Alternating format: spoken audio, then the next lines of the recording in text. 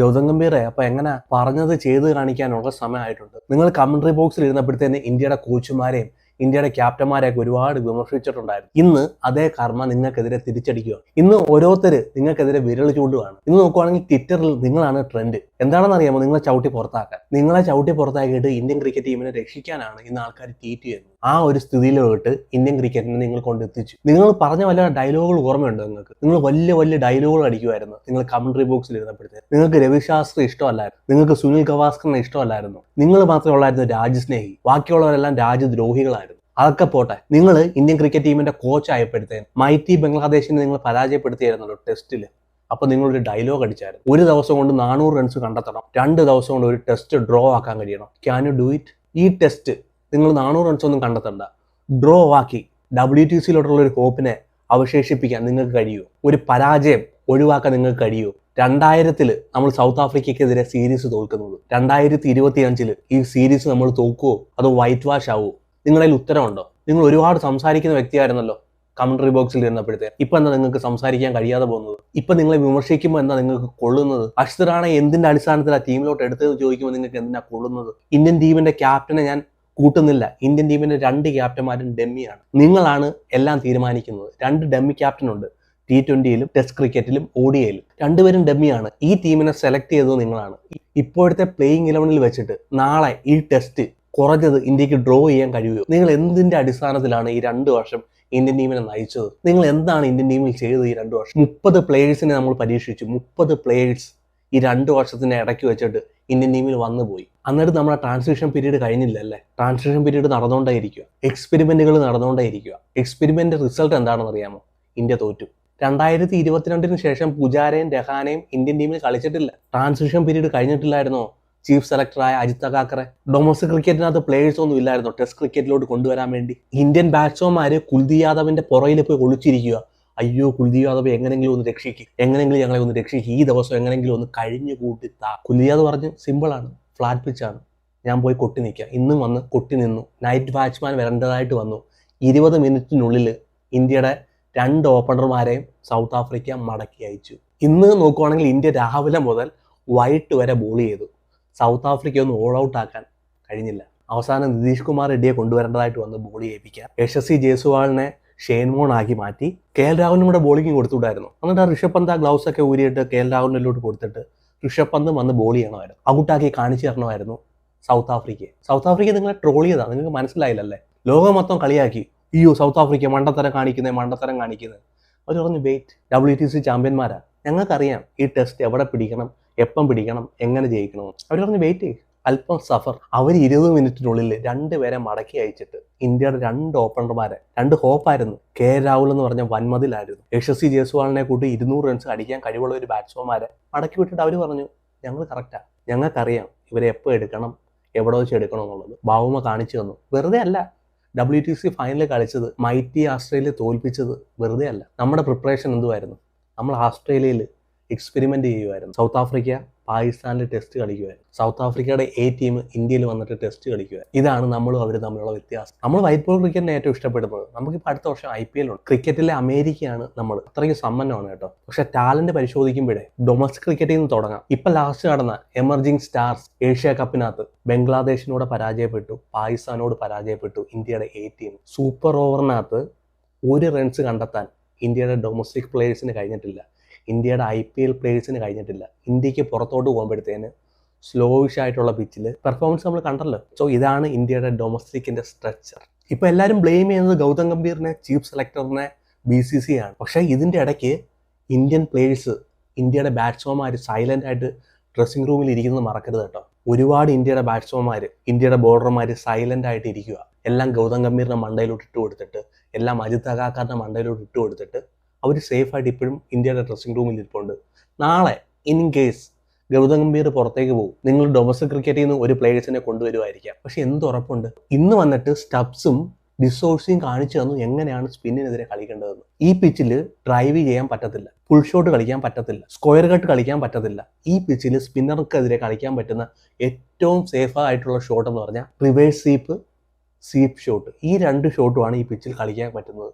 എന്നാ മനോഹരമായിട്ട് ആ സ്റ്റബ്സും ഡിസോഴ്സിയും വന്ന് കാഴ്ചവെച്ച് എന്നാ മനോഹരമായിട്ട് അവർ കളിച്ചത്. സ്റ്റബ്സ് 95 വീണുപോയി, ഡിസോഴ്സി വന്നിട്ട് 49 റൺസ് വീണുപോയി. അവർ തമ്മിൽ ചേർന്ന് ഒരു പാർട്ണർഷിപ്പ് ഉണ്ടാക്കി. അവർ വന്നിട്ട് ഇന്ത്യയുടെ സ്പിന്നർമാരെ ഇന്ത്യയുടെ ബാറ്റ്സ്മാൻമാർക്ക് എത്ര പേർക്ക് സ്പിന്നിനെ കളിക്കാൻ കഴിയും, എത്ര പേർക്ക് ഫ്രണ്ട് പുട്ടി കളിക്കാൻ അറിയാം, എത്ര പേർക്ക് റിവേഴ്സ് സ്വീപ്പ് കളിക്കാൻ അറിയാം, എത്ര പേർക്ക് സ്വീപ്പ് ഷോട്ട് കളിക്കാൻ അറിയാം.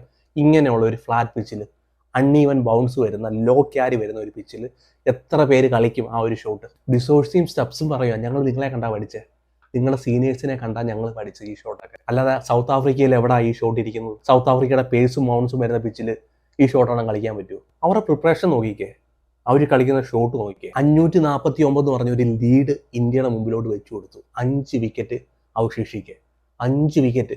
ഇന്നും പിച്ച് നോക്കുവാണെങ്കിൽ വലിയ ഭൂതമൊന്നും ഇല്ലായിരുന്നു. അല്ലെങ്കിൽ ഇന്ത്യയുടെ ബോളർമാർക്ക് അറിയത്തില്ല എങ്ങനെയാണ് ഈ പിച്ചിൽ ബോൾ ചെയ്യേണ്ടതെന്ന്. ഇന്ത്യയുടെ സ്പിന്നർമാർക്ക് അറിയത്തില്ല, ഇന്ത്യയുടെ പേസ് ബോളർമാർക്ക് അറിയത്തില്ല. സൗത്ത് ആഫ്രിക്ക വന്നിട്ട് 20 മിനിറ്റിനുള്ളിൽ 2 വിക്കറ്റ് എടുത്തെങ്കിൽ നമ്മൾ അവസാന സെഷൻ വരെ നിന്നിട്ട് സൗത്ത് ആഫ്രിക്കയുടെ 5 വിക്കറ്റ് അവർ കൊണ്ട് തന്നതാണ്. അവർ മാച്ച് ഫിനിഷ് ചെയ്യാൻ നോക്കിയിട്ട് വിക്കറ്റുകൾ കൊണ്ട് തന്നതാണ്. നമ്മൾ എടുത്തു നോക്കുവാണെങ്കിൽ കുറവാണ്. രവീന്ദ്ര ജഡേജ വന്ന് 4 വിക്കറ്റ് എടുത്തു. രവീന്ദ്ര ജഡേജയുടെ ബോളിങ്ങിന്റെ സ്പീഡ് ഞാൻ ആലോചിക്കുമായിരുന്നു, 95-96. പക്ഷേ രവീന്ദ്ര ജഡേജ 80-85 സ്പീഡിൽ ബോൾ ചെയ്യുമ്പോഴത്തേന് സ്ലോർ ത്രൂ ദ എയർ എറിയുമ്പോഴത്തേന് വിക്കറ്റ് കിട്ടുന്നുണ്ട്. ടോസ് ചെയ്യുന്നുണ്ടായിരുന്നു ball. Slower through the air എറിയുമ്പോഴത്തേന് ബോൾ ഗ്രിഫ്റ്റ് കിട്ടുന്നുണ്ടായിരുന്നു. കുൽദീപ് യാദവിനെ മാറ്റി വെക്കുവാണെങ്കിൽ സുന്ദറിന്റെയും രവീന്ദ്ര ജഡേജയുടെയും സ്പീഡ് എന്തായിരുന്നു? 90-95 മേളിലായിരുന്നു. ഇന്ന് സൗത്ത് ആഫ്രിക്കയുടെ spinner Simon hammer first over എറിയാൻ വരുന്നു, സെക്കൻഡ് ബോളിൽ വിക്കറ്റ്. സിമ്പിളായിട്ട് വരുന്നു, ഒന്നും ചെയ്തില്ല. 82 ആയിരുന്നു ബോളിന്റെ speed, slower through the air. ബൗൾഡാ ഇന്ത്യയുടെ വൻമതിലെന്ന് നമ്മൾ വിശേഷിപ്പിക്കുന്ന KL രാഹുൽ ബൗൾഡായി. അതുപോലെ പിച്ച് ബ്രേക്ക് കൊടുക്കുന്നുണ്ടായിരുന്നു ബോളിന്. നമ്മൾ ചെയ്തപ്പോഴത്തേന് അത്ര വലിയ ബ്രേക്ക് ഒന്നും നമുക്ക് കണ്ടില്ലല്ലേ സ്പിന്നർമാർ. സോ നമ്മൾ പറയുന്നു ഡൊമസ്റ്റിക് ക്രിക്കറ്റിൽ അവരുണ്ട് ഇവരുണ്ട്, സർഫ്രാസ് ഉണ്ട് അവരുണ്ട് ഇവരുണ്ടെന്ന്. പക്ഷേ പ്ലേയിങ് ഗ്രൗണ്ടിലോട്ട് ഇറങ്ങുമ്പോഴത്തേനെ സത്യം പറഞ്ഞാൽ എന്താണെന്ന് മനസ്സിലാവാൻ പറ്റത്തുള്ളൂ. ഈ പറയുന്ന ടാലന്റ് ഒക്കെ ഈ ബലൂൺ പോലെ ഊതി വേർപ്പിച്ച് വെച്ചേക്കുന്ന ആർക്കറിയാം? ഈ ഗ്രൗണ്ടിലൊന്ന് ഇറങ്ങി കളിക്കുമ്പോഴേ നമുക്ക് മനസ്സിലാവത്തുള്ളൂ ഇവരൊക്കെ എത്രയ്ക്കുണ്ട്, എവിടം വരെ ഉണ്ടെന്ന്. ഞാൻ സമ്മതിക്കുന്നു, ഈ ടീം സെലക്ടറുടെയും കോച്ചിന്റെ ഉത്തരവാദിത്വമായിരുന്നു പ്ലേയേഴ്സിനെ കണ്ടെത്താൻ. അവർ കണ്ടെത്തിയില്ല. ഇനി എന്നാ നമ്മൾ കണ്ടെത്താൻ പോകുന്നത്? ഈ 11 പേരെ മാറ്റാൻ പറ്റുമോ ടീമിൽ? ഈ 11 പേരെ മാറ്റിയിട്ട് 11 ഡൊമസ്റ്റിക് പ്ലേയേഴ്സിനെ കൊണ്ട് വെക്കാൻ പറ്റുമോ ഈ ടീമിലോട്ട്? പറ്റത്തില്ലല്ലോ.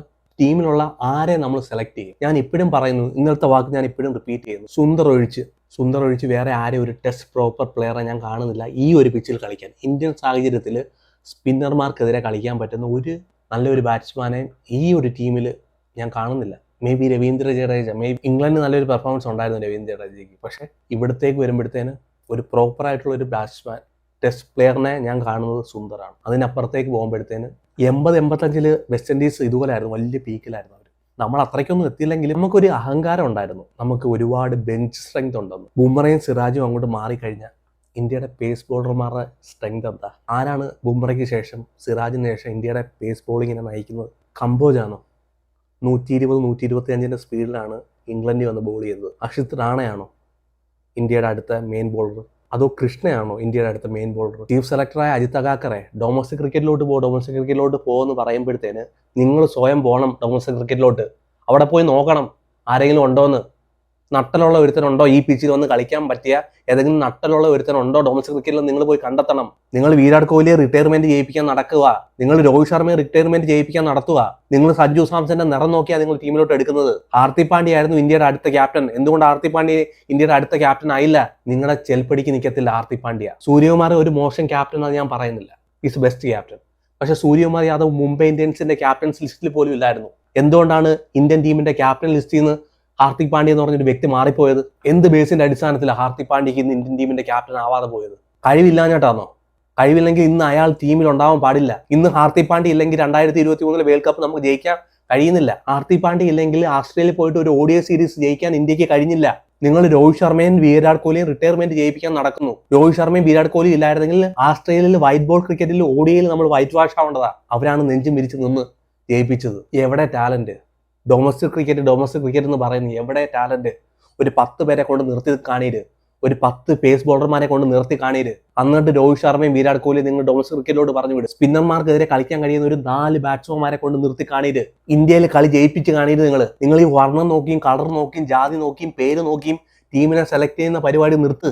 ന്യൂസിലാൻഡ് നമുക്കൊരു വേക്കപ്പ് കോളാണ് അജിത് അഗാക്കറ പറഞ്ഞത്. രണ്ടാമത്തെ തോൽവി. ടെസ്റ്റാണ്, ക്രിക്കറ്റാണ്, എന്തും സംഭവിക്കാം. 20 മിനിറ്റിൽ 2 മെയിൻ വിക്കറ്റാണ് പോയത്. 2 മെയിൻ വിക്കറ്റ് ഇന്ത്യയുടെ. ഇന്നത്തെ മത്സരത്തിലോട്ട് വരാം. ഇന്ത്യ ബാറ്റ് ചെയ്യാൻ വരുന്നു. KL രാഹുൽ. സ്പിന്നർമാരെ കാണുമ്പോഴത്തേനും മുട്ട് പറയുകയാണ് KL രാഹുലിന്റെ. KL രാഹുലിന്റെ ഏറ്റവും കൂടുതൽ സെഞ്ചുറി നോക്കുകയാണെങ്കിൽ ഇന്ത്യക്ക് പുറത്താണ്, സേന കൺട്രിയിലാണ്. KL രാഹുലിന്റെ ആവറേജ് പരിശോധിക്കണം. 36 KL രാഹുലിന്റെ ആവറേജ്. ഇത്രയും സീനിയർ മോസ്റ്റ് ആയിട്ടുള്ള ഒരു പ്ലെയറാണ്. ഇന്ന് സൈമൺ ഹാമറിനെതിരെ ഔട്ടായ ഒരു ബോൾ കാണണം. ബാറ്റ് ഇവിടെ, ഫുഡ് ഇവിടെ, ഷോട്ട് അവിടെ. ബൗൾഡ് ആവാൻ വേണ്ടി അത്രയ്ക്ക് വലിയൊരു ബോൾ ആയിരുന്നു അവിടെ എന്ന് എനിക്കറിയാൻ വയ്യ. മുത്തയ മുരളീധരനൊന്നും അല്ലായിരുന്നല്ലോ അപ്പുറത്ത്.